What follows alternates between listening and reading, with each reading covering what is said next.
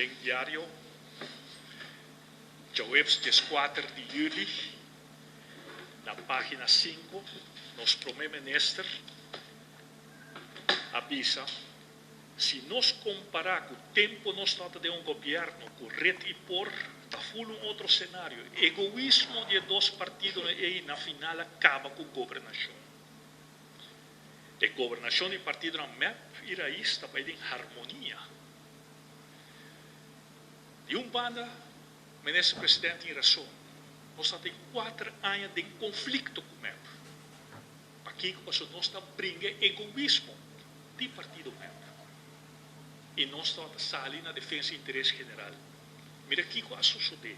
Mientras, dia 9 de março, para dia 3 horas e 53 da tarde, manda um WhatsApp para Josefina Albertes, voorzitter do Simmer. E dat is bom tarde, Josefina. Fusie nota vai door.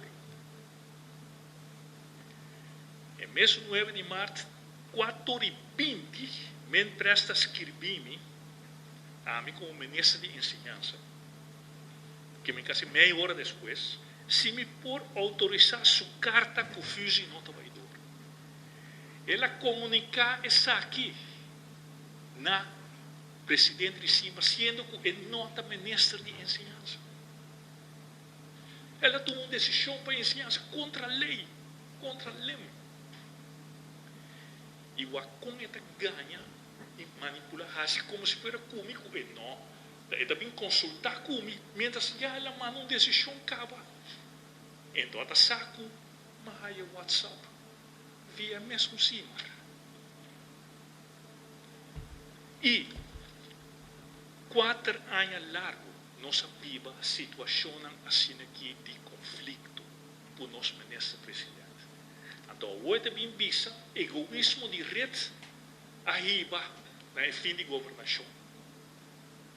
No mesmo março 2021, verdade, nós somos governadores, nós não temos confiança mais em nosso primeiro-ministro depois de essa aqui. Nós buche aí, não? Mas está sobre egoísmo de partido MEP arriba nessa aqui.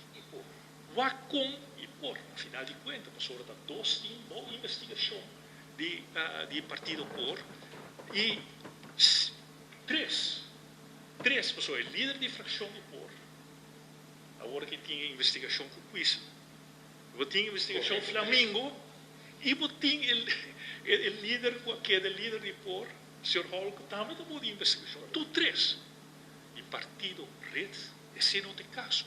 Pero qual é a diferença entre partido MEP e rede? A anunciar, partido MEP, a anunciar ayer o logro de loto para deporte. A nós, para mais placa para deporte, nós sostenemos, claro.